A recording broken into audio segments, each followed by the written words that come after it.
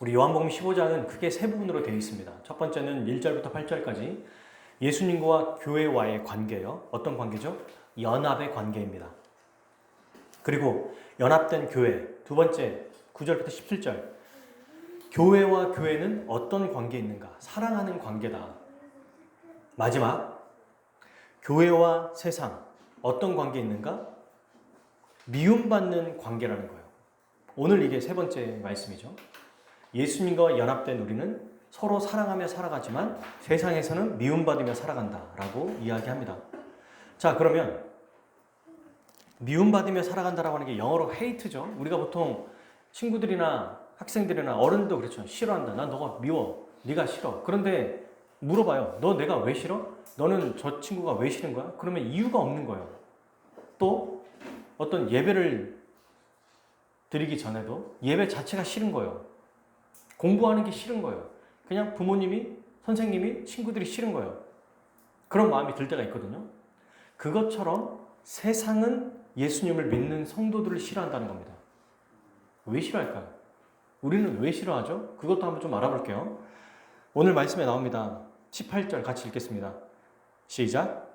세상이 너희를 미워하며 너희보다 먼저 나를 미워한 줄 알라. 19절. 너희가 세상에 속하였으며 세상이 자기의 것을 사랑할 것이나 너희는 세상에 속한 자가 아니요 오히려 내가 너희를 세상에 택하였기 때문에 세상이 너희를 미워하느니라. 아멘. 네.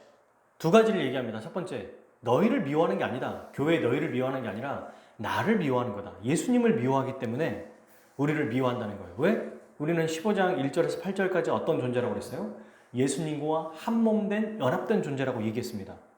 그런데 이 세상이 우리를 싫어하는 것은 예수님을 싫어하는 거지만 예수님과 함께 붙어있기 때문에 싫어하는 거거든요. 예를 들면 우리가 보통 영화나 드라마를 보면은 어떤 악한 두목이 있어요. 그리고 그 두목은 주위에 누가 있어요? 패거리들이 있습니다. 그리고 같이 막 깽판을 치죠. 어디 시장이나 이런 데 가가지고 막 돈을 뜯고 사람들을 막 괴롭히잖아요. 근데 두목이 그 일을 하지만 옆에 있는 패거리들도 그 일을 같이 한단 말이에요. 그러니까 두목이 아니고 어느 날 그 패거리 한 명만 지나다녀도 쟤는 두목이 아니니까 괜찮아. 이렇게 생각하는 사람 아무도 없어요. 한 통속이라고 생각하기 때문에 당연히 싫어합니다. 근데 반대로 세상이 그러면 싫어하지 않는 자들은 누구냐? 19절에 나오죠. 세상에 속한 자들이에요. 그러니까 교회인데 만약에 그저 우리를 싫어하지 않고 좋아하고 받아들이고 또 우리가 생각하는 세상의 사람들이 우리를 너무 좋아한다면 우리는 생각해 봐야 된다는 것입니다. 오늘 말씀이 그걸 분명하게 이야기하고 있어요. 세상에 속하고 있다는 것입니다. 관계를 잘 지내기 때문에 내가 지금 문제가 있는 건가? 이 얘기를 하는 게 아니죠. 세상이라고 말할 때 이 세상은 가치관을 얘기해요. 하나님을 대적하고 하나님 없이 사는 삶을 쫓아 살아가는 사람들, 그 문화, 그 가치관, 그리고 그것을 용인하고 좋아하는 사람들을 통틀어서 세상이라고 말합니다. 그러니까 함께 우리가 잘 지내다가도 다 같이 어떤 중요한 얘기를 하거나 회식을 하거나 밥을 먹거나 또 대화를 하다가 끼지 못할 때가 있어요. 동조를 구할 때가 있어요. 학교 친구들이랑 놀다가도 아주 어떤 중요한 민감한 부분을 같이 놀리게 하거나 함께 저 사람들 디스해야 되는 경우가 생길 때 어떻게 해야 되죠? 그때는 하지 말아야 되죠. 안 합니다. 세상 사람들이 아니니까 우리는. 근데 다 같이 함께 욕하고 함께 때리고 함께 디스하고 함께 욕한다면 세상에 속하는 거예요. 그래서 오늘 말씀에 예수님이 뭐라고 하시냐면 너희들은 어떤 정체성을 가지고 있다? 세상이 미워할 수밖에 없는 정체성을 가지고 있는 자들이다. 이게 교회예요. 그런데 여러분 오늘날 교회에서 저도 저에 대한 이야기를 좀 해보면 세상이 미워하지 않는 역할을 하려고 애쓰고 있는 거 아닌가라는 생각도 좀 해보게 됩니다. 우리의 정체성은 반드시 세상이 싫어할 수밖에 없는 정체성이거든요. 근데 어떻게 하면 교회 이미지를 좋게 하려고, 어떻게 하면 사람들에게 미움받지 않고 사람들이 나를 좀 좋아하지 않으면 어떡하지? 이런 거에 너무 우리가 신경을 쓴다면 세상에 속하는 삶을 살아가게 될지도 모른다는 거예요. 이 말씀은 너무 정확합니다. 물과 기름이에요, 우리는. 지금 그 얘기를 하고 있어요. 참된 하나님의 백성은 어떤 사람이다? 예수님의 제자, 예수님과 연합된 자들이기 때문에 세상이 이유 없이 싫어한다는 거예요. 우리가 아까 친구들도 얘기했잖아요. 친구들끼리 또 서로 간에 싫어하는 이유가 뭐냐면 자기와 마음이 다르기 때문에 그래요. 자기의 가치관과 다르기 때문이에요. 안 믿는 사람들끼리도 서로 잘 지내다가 자기의 생각이나 자기가 좋아하는 추구하는 거와 안 맞으면, 성향이 안 맞으면 헤어지거든요. 그리고 싫어합니다. 거기에 대해서 조금이라도 기분 나쁘게 하면은 확 올라와가지고 막 감정을 쏟아내고 화를 내고 뒷담화를 하고 그렇게 하는 거죠. 불신자와 교회는 서로 한 번도 통합된 적이 없어요. 연합된 적이 없습니다. 그러니까 처음부터 가치관이 다르기 때문에 탄생 자체부터 이미 미움받는 역할이라는 거예요. 그런데 그런 역할을 잃어버리고 그저 세상의 동조를 받고 세상의 환영을 어떻게 하면 받을까? 어떻게 하면 교회가 세상에 욕먹지 않을까를 애쓴다면 우리는 예수님의 이 말씀을 올바르게 이해하는 것이 아니라는 거죠. 우리의 정체성은 미움받는 것입니다. 근데 중요한 건 이거예요. 미움받을 짓을 해서 미움받으면 안 돼요. 진짜 잘못한 일을 하고 직장에서나 학교에서나 나쁜 짓을 했어요. 남들과 똑같이 동조하고 똑같이 거기에 대해서 악한 일을 했다면 그거는 하나님 앞에 정당하게 내가 주의 복음을 위해서 미움받았습니다 라고 말할 수 없어요. 그건 우리의 잘못인 거죠. 그런 미움이 아닌 것입니다. 여기서 말하는 미움은 정말 그리스도께 속해 있기 때문에 미움을 받는다는 겁니다. 그러면 왜 이렇게 얘기하시는가? 이거는 예수님이 너무 당연하다. 그래서 우리에게 미움받을 때 어떤 자세를 가져야 되는지 말씀하고 있는지 한번 찾아볼게요. 20절 같이 한번 읽어봅시다. 시작. 내가 너희에게 종이 주인보다 더 크지 못하다 한 말을 기억하라. 사람들이 나를 박해하였은즉 너희도 박해할 것이고 내 말을 지켰은즉 너희 말도 지킬 것이라. 아멘. 뭐라고 얘기하시냐면 당황하지 말라는 얘기예요. 이거는 너희를 미워하잖아. 그러면 이미 나를 미워한 거야. 너희를 박해하잖아. 그럼 나를 박해한 거야. 이미 이거에 대해서 당황하지 마라. 세상이 너희를 미워하는 거에 대해서 거기에 대해서 어떻게 니네가 대처하고 거기에 대해서 어떻게 세상이 나를 싫어하지 않을까 여기에 대해서 고민하라는 말이 있어요 없어요? 한 구절도 없죠. 그냥 이게 너무 당연하다는 말씀인 거예요. 나를 박해했기 때문에 너희도 박해할 것이다. 왜냐하면 너희가 내 말을 지켜서 했기 때문에. 그러면 예수님을 박해하는 이유가 뭐냐? 도대체 우리를 박해하는 이유가 뭐냐? 여기에 대해서 좀 생각해 봐야겠죠? 그게 21절에 나와요. 우리를 박해하는 목적. 도대체 왜 세상은 예수님을 싫어하지? 왜 교회를 싫어할까? 그게 바로 21절이에요. 읽어봅시다. 그러나 사람들이 내 이름으로 말미암아 이 모든 너희를 너희에게 알게 하리니 이는 나를 보내신 이를 알지 못함이라. 핵심이 나옵니다. 왜 세상이 예수님을 박해하고 싫어하냐면 알지 못하기 때문이에요. 알지 못하기 때문이에요. 하나님에 대해서 알지 못하고 예수님에 대해서 알지 못하고 복음에 대해서 알지 못합니다. 이 알지 못한다는 뜻은 더 정확하게 말하면 22절과 23절에 나와요. 제가 볼게요. 무엇을 모르느냐? 내가 와서 그들에게 말하지 아니하였더라면 죄가 없으려니와. 특이한 얘기를 하세요. 잘 보세요. 지금은 그 죄를 핑계할 수 없느니라. 나를 미워하는 자는 내 아버지를 미워하느니라. 내가 아무도 못한 일을 그들 중에 하지 아니하였더라면 그들에게 죄가 없었으려니와 지금은 그들이 나와 내 아버지를 보았고 또 미워하였도다.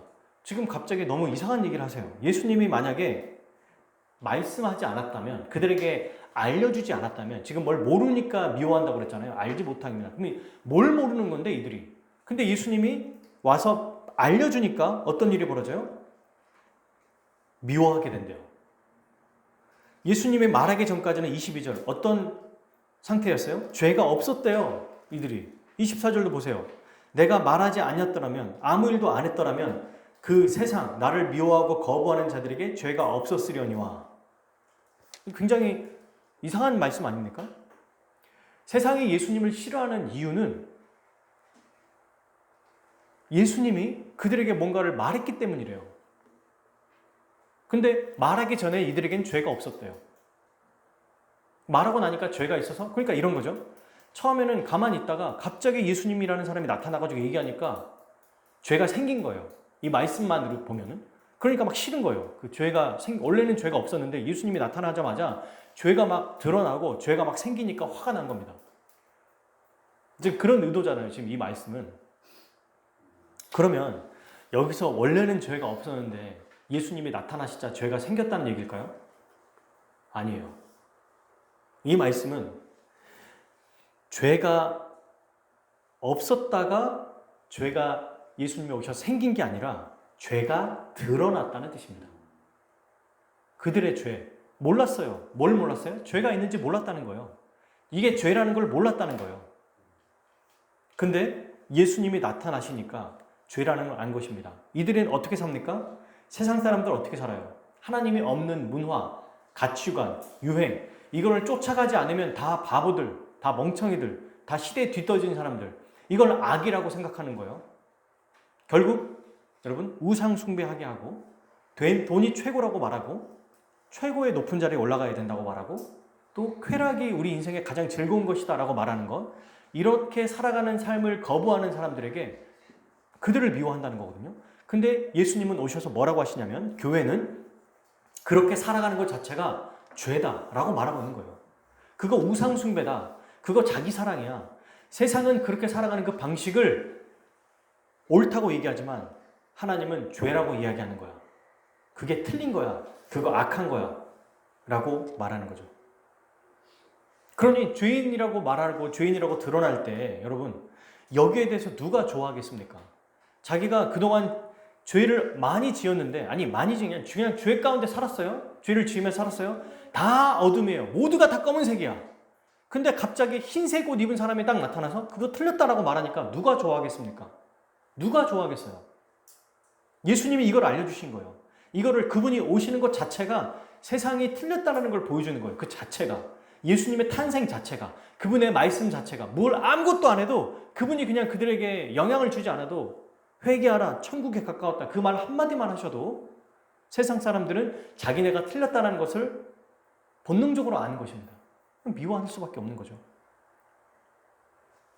보통 여러분, 우리가 드라마 보면은 부정부패 가운데 아주 막 그런 많은 사람들이 모여있는 기관에서 한 명의 사람이 그 안에 들어와서 부정부패를 막 막아보려고 애쓰는 드라마들 있잖아요. 변호사 드라마나 검사 드라마나 보면은 수많은 악들이 막 어디서부터 이 악이 있는지 모를 정도로 드라마니까 가능하다고 하지만 픽션이죠.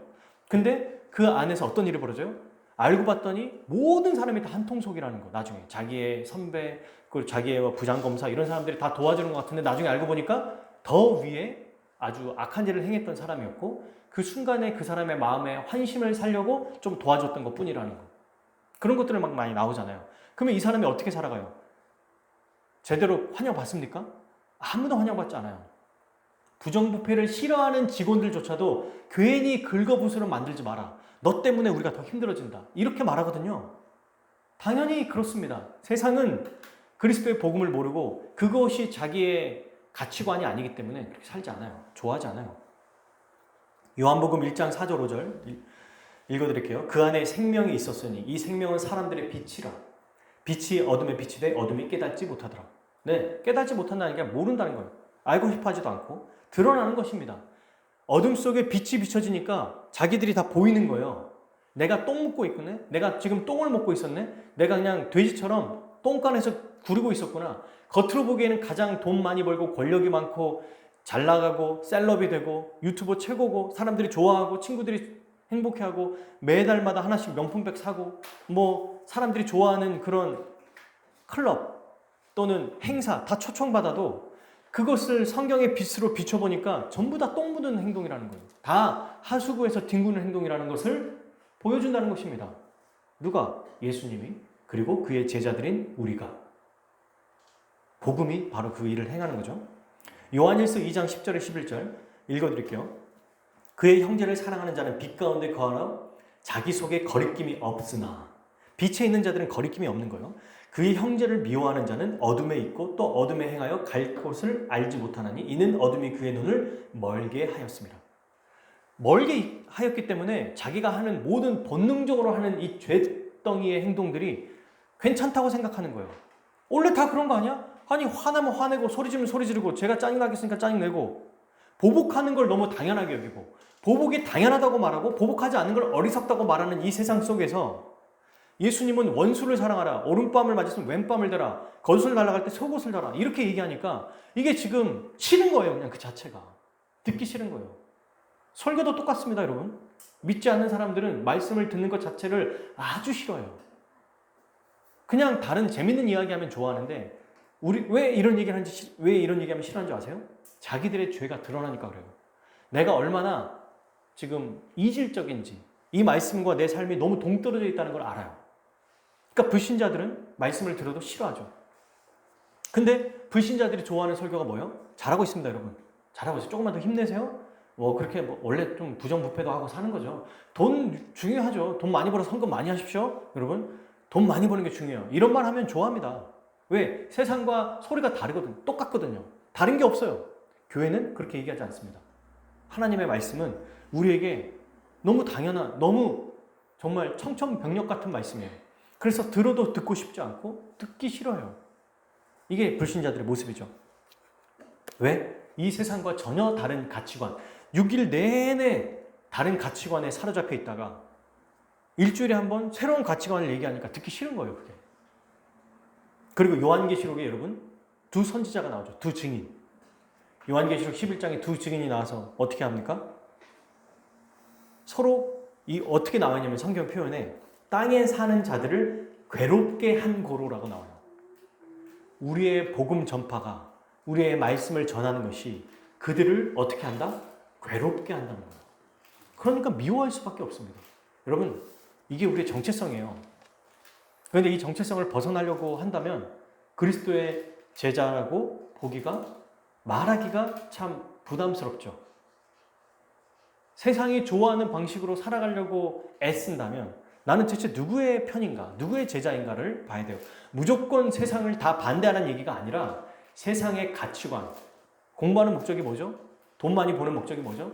너무 자연스럽게 오늘날은 자기의 수치와 치부도 없이 그냥 뻔뻔하게 얘기하는 게 지금의 시대거든요. 남녀 간에 왜 사깁니까? 했을 때 옛날에 인격의 어떤 도양 이런데 지금은 성적 쾌락을 위해서요. 맞는지 안 맞는지 해보려고요. 어떤지 보려고요. 이게 이 수치의 문화가 없어졌어요, 오늘날은. 그리고 너무 당당하게 자녀들이든 어른들이든 부모와 또는 자녀들 간에 친구들 간의 관계에서 너무나 함부로 얘기해요. 왜? 그건 내 마음이고 그건 내 기분이니까. 세상이 좋아하는 방식이죠. 우리는 세상의 방식이 아니라 주님이 말씀하시는 방식으로 살아가야 됩니다. 예수님이 말씀하실 때 뭐라고 했습니까? 박해했을 때 너희도 똑같이 박해해라. 세상의 방식은요, 박해를 받으면 2배로 갚아주라고 나와요. 오늘날 제일 많이 유행하는 거, 오늘날이 아니에요. 인류 역사상 항상 그 환영받는 영화와 그 플롯, 그리고 드라마의 줄거리 중에 가장 사람들이 막 통쾌하게 생각하는 게 뭔지 아세요? 복수입니다. 복수. 어떻게든 잘 갈아가지고 몇 배로 갚아주든, 아니면 이런 거 있죠, 여러분. 사이다, 고구마 이런 발언 많이 하잖아요. 답답한 거야. 복수 안 하고 참고 막 이러면 바보같이, 멍청이같이 참고만 있네. 고구마 같다고 그러면서 요즘엔 유행, 그건 별로 좋아하지도 않아요. 그냥 한 방에 날려버리거나 내가 받은 만큼 돌려주겠다. 더 나를 악하게 한 사람에게 더 악한 자가 되겠다. 그래서 영화 중에서도 범죄자들보다 더 악한 형사가 나타나가지고 범죄자를 무찌르는 거. 악을 위해서 더 악한 자가 되는 거. 근데 그거를 열광하거든요. 왜 그럴까요? 세상의 방식인 거예요, 그게. 그리스도의 주님의 방식은 뭐죠? 박해하면 박해 받으라는 것입니다. 근데 당황하지 말라고 말씀하고 계세요. 당황하지 말아요, 우리한테 주님이. 그리고 뭐라고 말씀하신지 아시죠? 이렇게 얘기하십니다. 의를 위하여 박해를 받는 자는 복이 있나니 천국이 그들의 것입니다. 나로 말미암아 너희를 욕하고 박해하고 거짓으로 너희를 거스려 모든 악한 말을 할 때 너희에게 복이 있나니. 이게 팔복의 가장 중요한, 제일 마지막에 하신 말씀이거든요. 기뻐하고 즐거워하래요. 말이 됩니까, 이게? 화가 나고 짜증나야지. 답답하고 죽을 것 같습니다, 이래야 되는데 기뻐하고 즐거워하래요. 왜? 우리는 세상에 속한 자들이 아니니까. 하늘에서 너희의 상이 큼이라. 너희 안에 있던 선지자들도 이같이 박해하였느니라.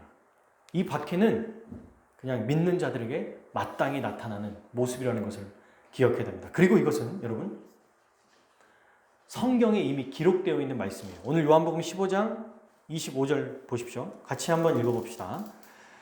그러나 이는 그들의 율법에 기록된 바 그들이 이유 없이 나를 미워하였다 한 말을 응하게 하려 함이라. 네, 이유가 없어요. 이유가 없다고요. 그거 찾으려고 애쓰지 맙시다. 사랑하는 여러분, 여기에 에너지 쏟을 필요가 없어요. 여기에 에너지를 쏟을 필요가 없어요. 그냥 우리 미워하는 거예요. 그냥 싫어하는 거예요. 참 신기하죠. 불신자들 대놓고 예수님 믿으세요라고 하면은 그 뭔가를 막 귀찮게 안 하더라도 그 우리 혹시 예수님에 대한 얘기를 한번 해보려고 하면은 그냥 거기서 화가 나요. 그냥 화가 나 있어. 복음을 전하려고 하면 이미 화가 나 있어. 거절하는 건 당연해요. 싫어하는 것도 당연해요. 그런 모습들이라는 거죠. 왜 이들이 이렇게 싫어하는가? 아까 우리가 살펴봤던 것처럼 우리 존재 자체가, 복음 자체가 그들의 죄를 드러내기 때문이다. 그들의 삶의 방식을 처음부터 부정하고 있기 때문에 너네 그거 틀렸어. 그런 삶의 방식대로 살아서는 안 돼. 라고 말하는 것으로 들리고 있기 때문입니다. 자, 그러면 끝으로 우리는 어떻게 복음을 전해야 될까? 복음을 어떻게 전해야 될까요? 이런 상황에서. 이거 아무리 노력한다고 되겠습니까? 여러분, 전도를 하러 나갈 때나 누구에게 복음을 전할 때 사실 쉽지 않죠. 말하기가 어렵잖아요. 이건 뭐 솔직한 얘기로. 근데 우리의 어떤 마음 가지고 내가 뭔가 결심한다고 하면은 그냥 개미 소리 들어가듯이 얘기하다가 말고 말할까 말까 하다가 말고 이렇게 되거든요. 근데 이건 우리 힘으로 할 수 있는 것이 아닙니다. 못해요. 예수님도 얘기하시거든요. 세상이 너희를 미워할 거야. 근데 내 복음을 전해야 되고 나를 위해 살아야 돼. 그렇게 살아갈 수 있는 방식을 예수님이 우리가 그렇게 할 수 있다고 말하지 않습니다. 26절과 27절의 오늘 말씀의 아주 중요한 핵심이죠. 같이 읽겠습니다. 내가 아버지께로부터 너희에게 보낼 보혜사 곧 아버지께로부터 나오시는 진리의 성령이 오실 때에 그가 나를 증언하실 것이요 너희도 처음부터 나와 함께 있었으므로 증언하느니라. 아멘. 어떻게 복음을 전할 수 있고 세상의 미움 속에서도 우리가 당당하게 살아갈 수 있습니까? 성령님 때문입니다. 성령님 때문이에요. 하나님은 예수님을 보내시고 홀로 내버려 두시지 않으셨어요. 예수님은 승천하신 다음에 우리를 홀로 내버려 두시지 않으셨어요. 믿는 자에게 성령을 보내주십니다. 성령이 있는 자들은 성령을 통하여 담대함이 생기고 성령을 통하여 주님을 증언할 수 있어요. 왜? 우리가 증언하는 게 아니거든요. 여러분 이럴 때가 있잖아요. 내가 아닌 것 같아. 네. 성령께서 역사하실 때 우리 안에 있는 성령께서 역사하실 때 우리는 힘을 얻을 수 있고 기쁨을 얻을 수 있고 고난당했을 때 즐거움을 받을 수 있습니다. 성령님이 바로 교회를 통해 이 일을 행하신다고 얘기하고 계세요. 성령님이 주도적으로 행하시는 일입니다. 그 일을 우리는 그저 순종하고 실천하면 돼요. 오늘 말씀을 묵상하다가 아침에 그런 생각이 문득 떠오르더라고요. 기드온의 300용사 기억나십니까? 기드온이 어떤 사람이냐면 저 같은 사람인 것 같아요. 어떤 때는 말도 못해. 얘기도 못해. 주님이 가라고 하니까 막 이것도 보이세요 저것 보이세요 막 쭈삣쭈삣 하면서 못해요. 그러다가 사람 뽑으라는데 말도 잘 못하고. 그러니까 기드온은 진짜 하는 게 하나도 없거든요. 약간 꼭두각시 같아요. 하나님이 가라고 하니까 가가지고 전쟁하는 것도 아니야. 저 멀리서 가까이도 못 가. 그 300명도 어떤 사람들이에요? 그냥 지혜롭게 이렇게 물 마실 때 이렇게 마신 사람들이잖아요. 그 정말 많은 사람에서 300명만 남겨놓은 거예요. 300명의 사람들이 용사도 아닙니다. 그냥 그런 평범한 사람들이에요. 그런 사람들 데리고 적군을 물리칠 수 있다고요? 말도 안 되죠. 그리고 이기는 방식이 뭡니까? 항아리 깨는 거예요. 횃불 들고. 그냥 깨는 거예요. 뭘 했습니까 대체 적군들에게? 뭐 한 거예요? 거의 전쟁터에 갔어요? 그 앞에까지 가서 싸웠습니까? 칼을 들고 한 번이라도 휘두르기도 했습니까? 안 했어요. 딱 한 가지 했죠. 순종했습니다. 그냥 하라고 할 때 물론 하나님이 거의 멱살을 잡고 질질 끌고 가시는 것 같아요. 그런데도 그분이 행하신다는 거예요. 이게 성령께서 행하신다는 것입니다. 우리는 그저 순종하고 뭐라도 쭈삣쭈삣해서 뭔가 전도지를 주든지 교회 주님을 믿어야 됩니다라고 말하든지 카톡으로 얘기하고 나랑 이 친구의 관계가 서먹서먹해지면 어떠지? 이런 것도 괜찮아요. 그래도 하는 거야. 주님 마음 주시면. 그런 마음으로 할 때 우리 주님이 정말 기뻐하시고 또 우리의 정체성을 확인하면서 영광 받으실 거라 믿습니다. 세상에게 여러분 칭찬받으려고 하면 안 돼요. 잘못한 일을 가지고 미움받으려고 하면 더 안 되고 당연히 안 되고 그건 우리 잘못 때문인 거니까. 근데 그거 말고 정말 복음을 말씀대로 살아가려고 할 때 미워하는 것에 대해서는 기뻐해야 됩니다. 사도행전의 모든 사도들이 다 그랬죠. 오히려 기뻐했어요. 찬양도 하고 그러지 않았습니까? 저는 그게 우리에게도 동일하게 그런 일들이 나타났으면 좋겠습니다. 이거는 여러분 혼자 미움받지 않는 거예요. 함께 미움받는 것입니다. 함께. 교회가 일을 하는 거예요. 홀로 두지 않았어요. 아까 말씀드린 것처럼 교회에게 성령님을 보내주신다는 것을 기억하고 이 일을 홀로 하는 것이 아니라 함께 해나갈 때 우리가 그럴 때 미움을 받아도 이겨낼 수 있어요. 초대교회 성도들은 함께 미움받았지만 그걸 통해서 하나님께 불신자들을 통해 영광을 돌리게 했어요. 참 이게 아이러니합니다. 미워하는데 또 우리를 통해서 영광 받으시고 영광을 돌려요.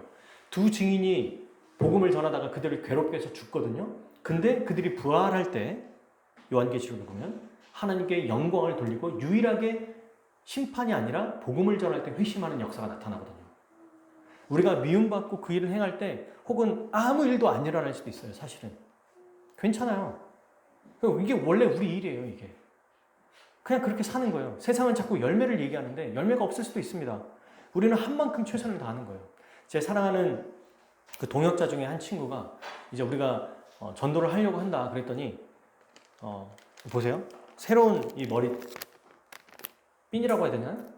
이게 하여튼 머리 집게 이거를 자기 교회에서 그렇게 또 받았는데 풍족하게 또 나눠줬어요. 제가 거기서 공부하러 갔는데 지난주에 그러면서도 이렇게 얘기하더라고요. 정영아, 우리가 정말 얼마 되지 않더라도 아무 열매가 없어도 너무 기대되지 않아?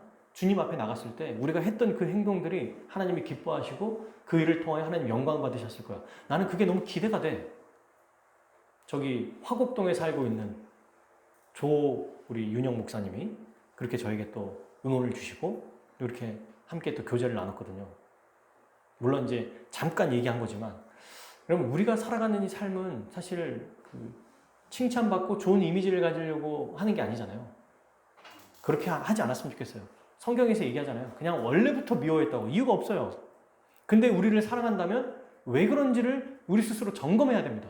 세상 사람들이 날 너무 좋아해. 근데 우리의 매너 좋고 예의 바른 것 때문이 아니라 그들의 가치관과 함께 쫓아서 함께 거기에 열광하고 함께 좋아한다 하기 때문에 우리를 미워하지 않으면 그건 우리가 생각해 봐야 되는 문제죠. 그건 우리가 돌이켜야 됩니다. 여러분, 세상 사람들 속에서도 오늘날 여러분 인문학에서도 미움에 대해서 이야기해요. 두 가지 책을 제가 간단하게 소개 좀 드리려고 해요. 다 알고 있을 겁니다. 우리나라 한국 사람이 쓴 책, 김남도 교수라는 분이 이분이 승승장구한 분이에요. 지금 서울대 교수시기도 하고 쓴 책이 있어요. 아프니까 청춘이다. 이 책을 10년 전에 쓰신 분이에요. 이 책의 핵심은 보신 분은 알겠지만 고난에 대한 이야기를 쓰거든요. 고난. 그러니까 이 고난을 피할 수 없다. 그러니까 약간 그 기독교적인 내용을 얘기하죠. 보통 아주 적극 문화는 고난 같은 거 받지 마라. 무조건 잘 돼야 된다. 이렇게 얘기하지만 좀 고급적인 문화에서는 세상 속에서도 고난에 대한 생각을 좀 다르게 한다는 거예요. 뭐라고 말하냐면 이 고난은 우리가 숙명적으로 받아들일 수밖에 없다. 사람이 청년이 살아가면서. 근데 그 고난을 어떻게 할 거냐? 우리 인생의 성장의 기회로 활용해라. 이렇게 얘기해요. 이 책의 핵심은. 결국 우리가 성장할 때 큰 밑바탕이 될 거다. 이렇게 얘기하고요. 또 하나 10년 전에 말고 한 5년 전인가요? 6년 전에 나왔던 책이 또 하나 있어요. 이거는 일본 사람이 쓴 책입니다. 기시미 이치로 고가 후티타케. 처음 들어봤죠? 이 사람이 쓴 책이에요. 이 사람은 심리학자 알프레드 아들러라고 하는 그 심리학자의 말하자면 제자예요. 이 아들러 심리학을 그대로 펼쳐놔가지고 써놓은 책이 있어요. 그 책의 이름은 미움받을 용기라는 책입니다. 들어보셨죠? 미움받을 용기. 그게 이제 일본 사람이 쓴 책인데 아들러에 대한 책이에요. 이 아들러에는 핵심은 이거예요. 고난을 똑같이 고난이 있는데 고난을 어떻게 우리가 해석하느냐가 중요하다는 거예요. 이것도 약간 기독교적 요소가 있죠. 고난이 분명히 있어. 근데 그 고난을 네가 나쁘다고 생각하면 나쁜 거고 그러나 이거 좋은 거면 좋은 거야. 예를 들면 이런 거죠. 비가 우산장수인데 비가 엄청 많이 와요. 그래서 우산이 잘 팔렸어. 그러다가 비가 온다고 그랬는데 안 와버려 갑자기.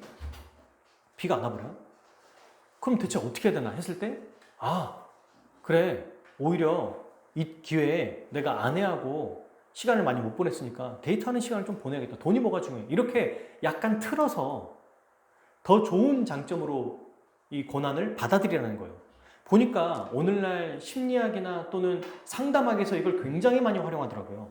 고난에 대한 어려움이 있어도 한 끝을 틀어가지고 그게 더 좋은 걸로. 우산장수인데 비가 안 오면 어떻게 되느냐. 비가 안 오면 아까 말했던 것처럼 얘기하죠. 집신장수인데 비가 너무 많이 와요. 그러면 이번에 우리 밭에 식물들이 물을 많이 마시겠구나. 가뭄이 없겠구나. 그렇게 좋아하라는 거예요. 그런 식의 고난을 해석하는 게 미움받을 용기라는 거예요. 그리고 누구나 우리를 미워할 수밖에 없다. 누구나 다 맞지 않지 않냐. 어떻게 다 맞냐 우리가. 근데 거기에 너무 연연하지 마라. 내 스타일에 맞게 내가 어떤 목표를 정했으면 그 목표를 따르는 사람이 있고 안 따르는 사람이 있지 않냐. 그러니 이 고난을 받을 때 미움받더라도 끝까지 꿋꿋하게 지켜나가라. 자기 실현에 대해서 얘기해요. 고난을.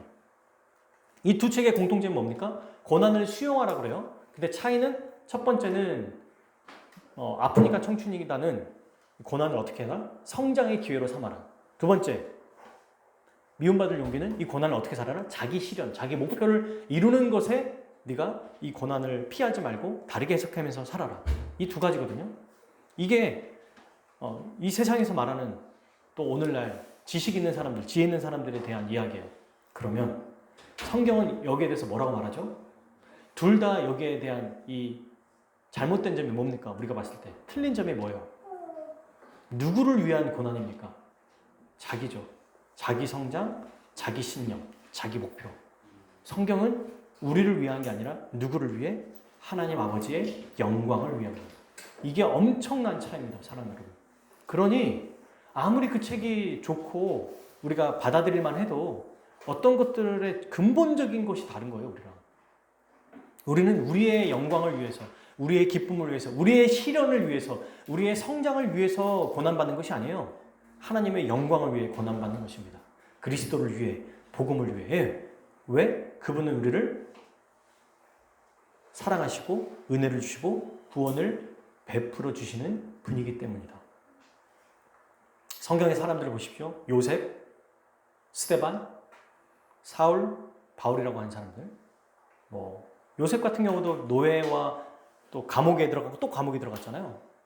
근데 분명히 성경에는 뭐라고 말하냐면 하나님이 함께 하시고 형통하게 하셨다는 말이 있거든요. 근데 감옥에 있어요. 그리고 그 다음 감옥에 또 가요. 또 감옥에 갇혀요. 대체 이게 뭘까? 여기에 대해서 우리 송태근 목사님이 이렇게 얘기하시더라고요. 이거는 하나님이 함께 하신다는 거 분명히 감옥에서 나와야 되는데 형통하게 된다는 거니까 좋아져야 되는데 그게 아니라는 거는 이 길을, 이 삶을, 고난의 삶을 유지하게 해주신다는 거예요. 하나님의 형통함이. 하나님이 함께 하신다는 것이. 요셉을 통해서. 고난을 이겨내거나 고난에 대해서 완전히 뭔가 뛰어넘는 게 아니라 그 고난의 삶을 살아가게 하는 그 힘을 주신다는 거예요. 하나님이 함께 하신다는 게. 그리고 여러분, 스데반이 마지막에 돌 맞아서 죽잖아요. 근데 그 앞에서 스데반이 어떻게 죽어요? 웃으면서 죽어요. 하나님 그리스도를 보면서 죽어요. 우리 같으면 돌 맞았으면 그 돌로 막 던져야 될 텐데 그렇게 안 하잖아요. 스데반은. 그리고 그 앞에 누가 있습니까? 사울이 그 앞에 딱 서요. 나중에 사울이 스데반이 되죠. 바울이 됩니다. 그의 죽음이 그 당시에는 개죽음처럼 보여요. 바울의 입장에서는. 근데 그가 봤잖아요. 스데반이 어떻게 죽는지. 그리고 그가 어떻게 죽는지도 우리가 압니다. 그 모습을 봤잖아요. 그걸 통해서 하나님의 그 역사가 일어났다는 것입니다. 말씀을 맺겠습니다. 세상에 미움받는 것을 이상히 여기지 말자. 당황하지 말자. 당연하다. 그리고 이 세상의 어려움들을 우리 주님이 다 아시고 그리고 이것을 오히려 우리는 하나님의 영광을 위해 더 버티고 이기며 살아가자.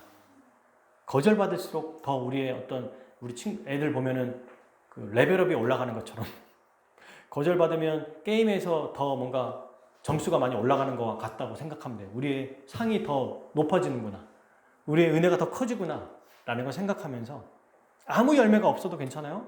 그 열매는 이후에 나옵니다. 언제 나올지 몰라요. 주님이 아십니다. 그러니 우리의 인생의 삶을 정말 복음을 전하고 복음의 말씀대로 살아가는 우리 화목계 모든 성도도 되기를 주님으로 축복합니다. 우리 같이 이 시간에 함께 기도하고 마치도록 할 텐데요.